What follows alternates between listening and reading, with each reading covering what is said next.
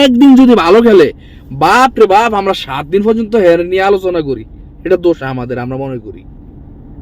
তো যেহেতু আমাদের দোষ, আমরা যেহেতু আলোচনা করি, তো তোরা যেহেতু খারাপ করছস, তো অবশ্যই তোকে নিয়ে আলোচনা করতে হইব না? অবশ্যই করতে হইব। আমার কথা হচ্ছে ভাই, T20 ম্যাচ ফাইন, এখানে প্রতিটা প্লেয়ারের স্ট্রাইক রেট থাকতে হবে 130-এর উপরে। আপনি অন্যান্য প্লেয়ার দেখেন না, তাদের স্ট্রাইক রেট 170, 180, 200, এমন। T20 খেলাটাই তো হচ্ছে এমন। আর আমাদের বাংলাদেশের প্লেয়ারের স্ট্রাইক রেট কত জানেন? 100, 114, 110।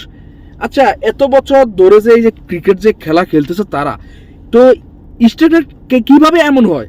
আমার প্রশ্ন হলো এটা। এত টাকা খরচ করে কোর্স আনতেছে, বোলিং কোর্স, ফিটনেস কোর্স, কোর্সের কোনো শেষ নাই। তাহলে এত বছর ধরে তারা কি শিখলো?